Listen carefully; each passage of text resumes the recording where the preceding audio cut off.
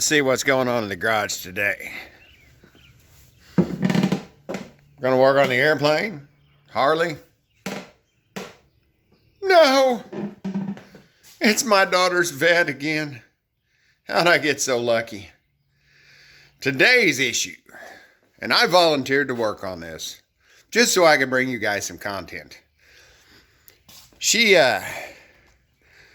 last year, had a bad compressor on the AC, so she took it to a local shop. I was busy. They put a new compressor on, charged the AC, went down to Corvette weekend in Eureka Springs, and the air worked for like a day or two, and then quit. And since the shop didn't even bother to put the caps back on the service ports, I figured maybe it had leaked down refrigerant. So I got it back today, checked it, refrigerant level's good. Got in there, checked trouble codes on the HVAC, got a blend door actuator that shorted out of range, and it's full hot. So that's why we're not getting any cold air. The compressor's working, pressures are right there, it's just blowing hot air. So we have to take the top of the dash off to get to that, and that's what I'm going to show you today. Fortunately, taking the dash out of these is not that bad, because the top just comes off. So the first thing we've got to do is we have to take the center console out there so we can get some screws behind it. Got to take this out, and I've actually got to figure out how to get the waterfall thing out because it's over this piece here. I'm going to set the camera down and figure out what I'm doing. Okay, this part would only apply if you got a vert. But you lift up your little deck cover here, and the screws are missing because they've had this out, but the waterfall looks like it's held down by two screws there. So we lift that unit off, get it out of the way, and then that'll let us take out the center console. Okay, now that the waterfall's out, take out the center console. Got two nuts here. If everything's stocked like it should be, there should be some little covers over those nuts. You pop up your little console here, undo the wire, and there's two nuts underneath. Everything's 10 millimeter. We'll pull them out, and we should be able to disconnect the power outlet there and slide this unit back. Once we tilt it up, there will be a connector here underneath for the fuel door. And that unit is loose now. We'll put the lid down, pull that back, tilt it up. Then we'll pop that wiring plug loose there, and we can take this completely out. Now you can pull this wiring plug here. Set this unit out of the way somewhere. We'll need to pull the shifter off. If you've got a factory C5 shifter, you have to pop the selector indicator off the top, and I think there's a wedge. If I remember right, there's a wedge you have to pry out to get it off. Now I put a C6Z shifter in here. It's got a little nut right here, or a little bolt right there, T25. We'll take that out and we can pull the shifter knob off. All right, the knob is off. Your boot will probably stay with the center console, but hers was broken, so it just came right out. So I got rid of it, and most of the hardware is gone at the moment. Now you should have a screw here, Torx. I think they're T20s. Screw there, screw farther back in the hole. And over here, you should have a little cover for your sensor and another T20 there, which all of that is currently missing, which, not my car. So now we'll pull this out. There's some clips at the top.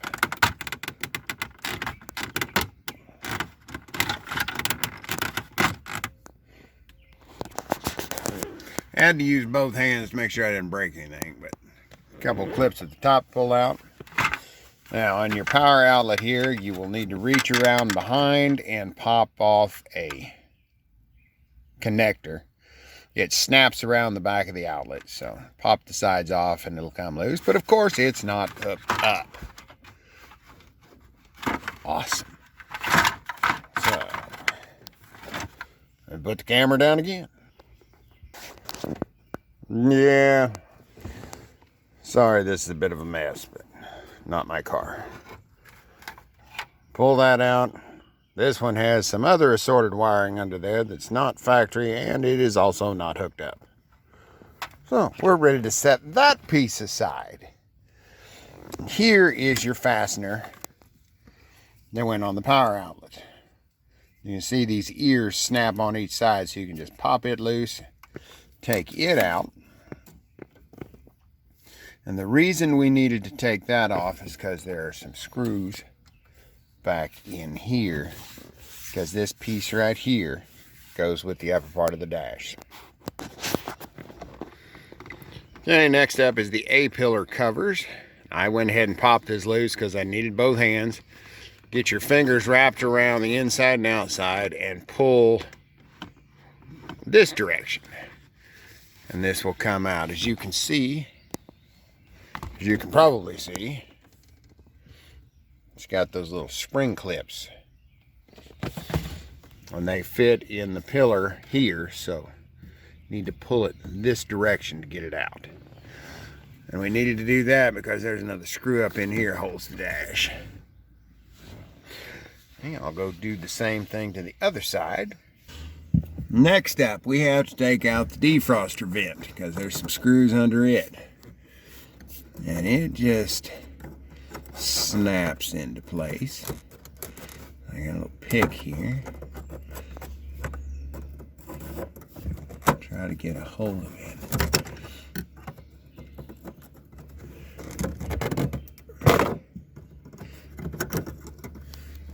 We're getting close. You gotta be careful with this thing. Mine I had to get a new one because mine had sat out in the sun quite a bit and it just crumbled.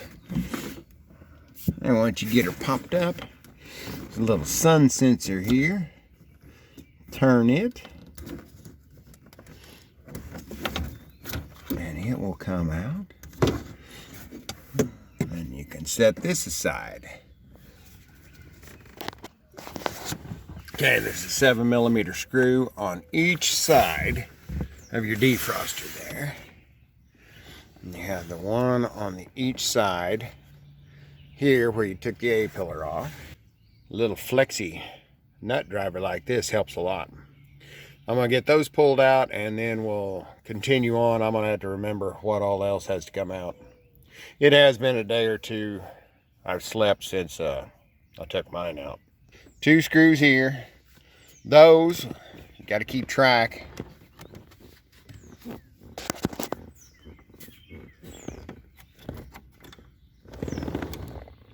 Aha. Okay, there was a 3rd screw on this vertical piece here. It was behind a little retainer they had for the radio. So keep track of the length of your screws. These were all long. The 2 up here under the vent were about a mid length, and then the ones on each side were short. Just keep track of what you took out of where. And now we're going to remove the glove box. Okay, on the glove box here under this edge, I've already pulled them out, but you've got 3 screws that need to come out, 7mm. And on the outside edge here, you've got a screw in this hole, another 7mm. Then you've got a couple of plugs in the bottom that you need to grab onto with the screwdriver or pick, pop them out, and that lets you get to a 10mm headed bolt back down in the holes. Once those 2 bolts down in the hole are out, the whole entire glove box assembly will come out. You can set this out of the way.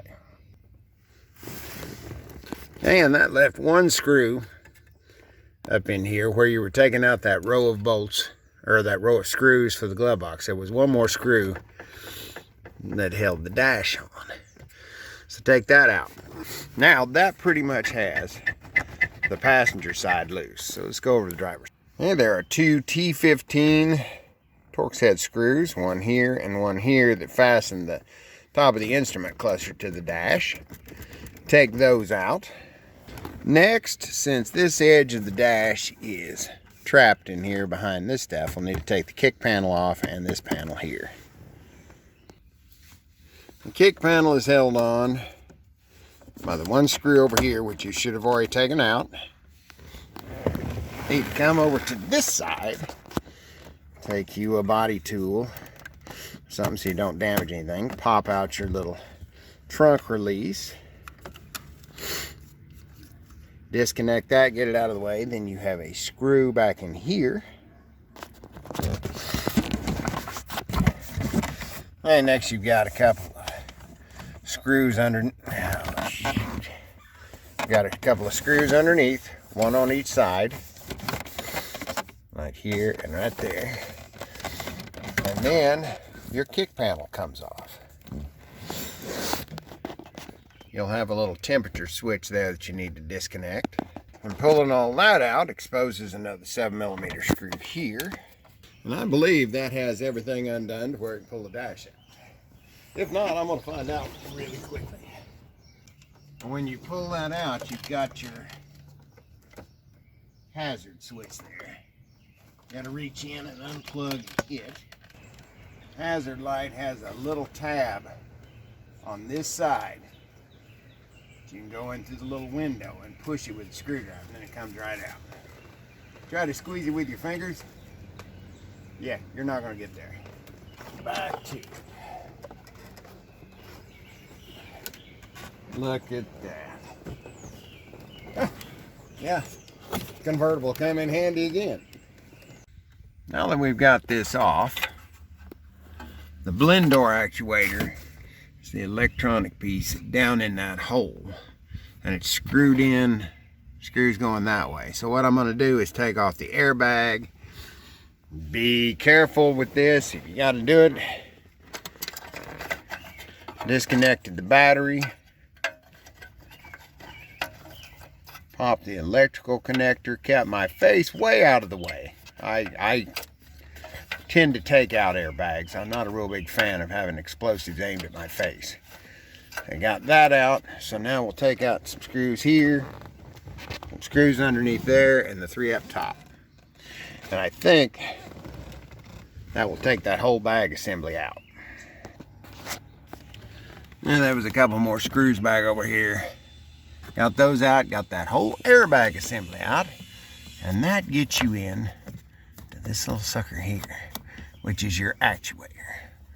So there's 2, 3 7mm screws that hold it in place. Alright, we got this little jewel out of there. There was only 2 screws. There's a place for a third one, but it's back behind the deal, so they didn't put one in it.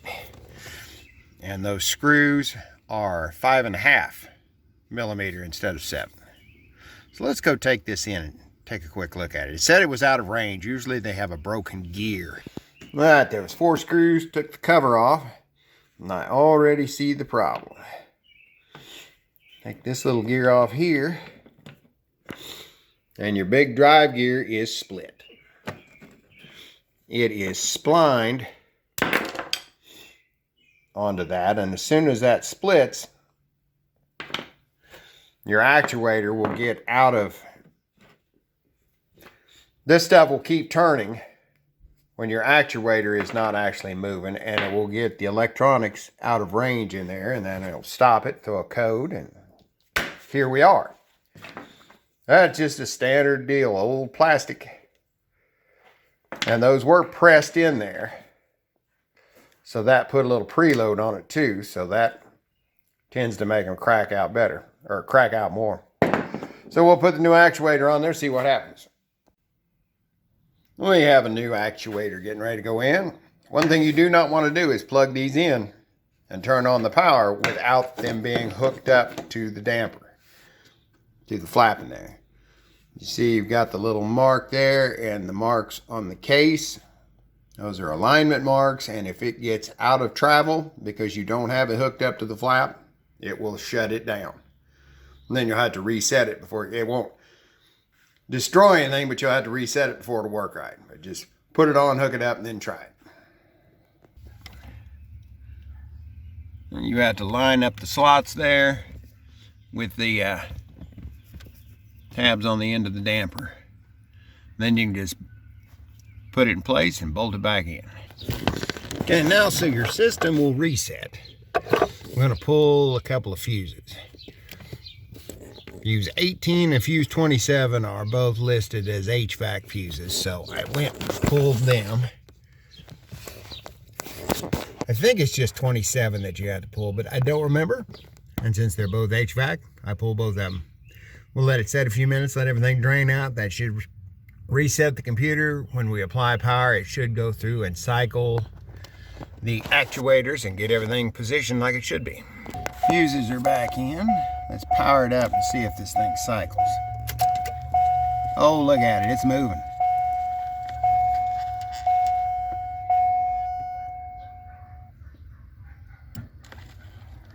Now it's moving back the other way so it can find the limits both directions. Now,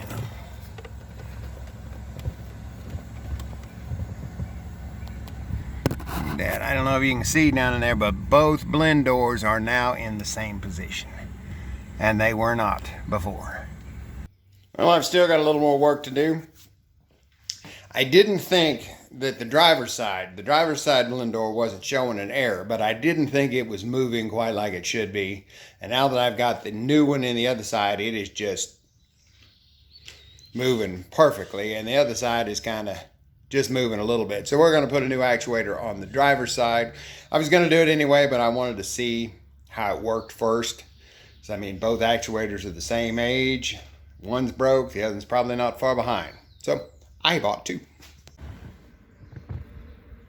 Second actuator's in there. Had to take off move a couple of vent hoses to get in there. And that bottom screw is a pain. Got it out. Put it back in there. I'm going to reach down in there with just the socket. Put some blue painter's tape in there to hold the bolt in solid. That should get it in there and get it screwed in. Hopefully.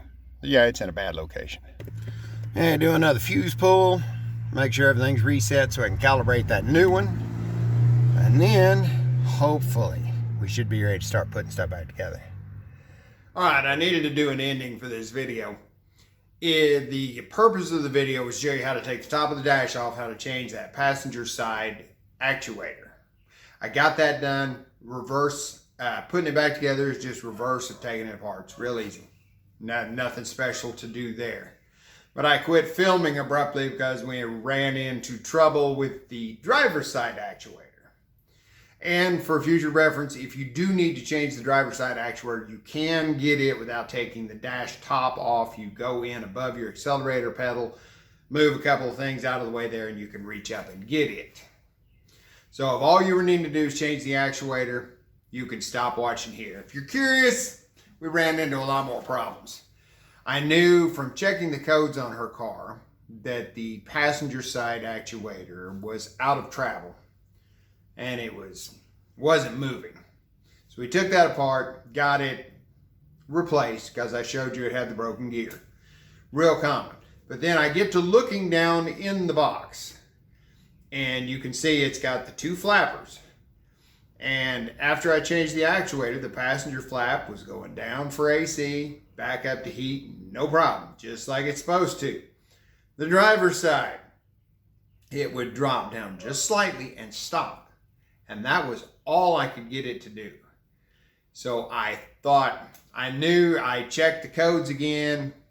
I think this code had been there before and I just ignored it because I thought that side was working. But it said it wasn't getting feedback from the controller. So I went and I had bought two actuators, put the other actuator in there. It's still doing the same thing. It would just go down slightly and wouldn't come back up. And it started showing an out of travel error with the new one. And you could see when it was all the way up, if you look at the little round deal on the side, it was just slightly past the travel indicator on it. And there is some kind of service bulletin. I've ran into this trouble before, but where the door is actually shut is actually slightly out of the range of the actuator. And what you have to do is take the actuator apart, and there's a little gear in there that's off to the side. and you've got to move it a tooth or two. That way it can actually go further than its range it's supposed to go to actually shut the door, but without the thing thinking it's out of range. I ran into that trouble on my Yukon. It was on the recirc door. When the recirc door would come closed, it would say it was out of range, and it was slightly, and the door was working just fine. I figured stuff got warped over time, so I put an extra layer of weather stripping on the inside of the door to keep it from going quite as far, and that fixed it. But you can also change the timing with that little tooth in there. And I get a little more information on that. I might do a video on that, but I changed the timing on the driver's side, and I got it to where the door would at least go through its travel, but it was still not working right. The passenger side door, or the passenger side door would just, when you turn your dial from hot to cold, it would go down, go all the way back up. The driver's side would go down, it would stop, it would go down a little further, stop, then it would finally slowly go on down. But it wasn't, both doors, you have the master temperature control on the driver's side, and then you have the passenger side adjustment. If the passenger side adjustment is neutral, the master should set it whatever temp you want, and the doors should be in the same position. And then if the passenger wants a little hotter, it'll go a little hotter, a little colder, it'll go a little colder. But they weren't anywhere close to one another. And I never could get that thing to behave right. I checked the wiring through there, just the wiggle test. There didn't look like anything was pinched or broke, and never could get it to behave right. And I thought, well, it's at least, if you go full hot or full cold on the dial, it is at least going all the way open or closed. So I went ahead and put everything back together because she needed the car back. And we got it all back together, and now our blower motor didn't even work. And I never touched anything on the blower motor. So we're thinking we've got some head unit issues with the temperature controller, because I mean, that temperature controller looks horrible. The buttons are falling off of it. It's like I said, the car's a vert. I don't know if they set it with the top down and just ate it up, but I don't know. We're probably going to have to do some more work to it, but the blower motor now only works every once in a while, and she still doesn't have air conditioning, and she's going to have to drive it that way.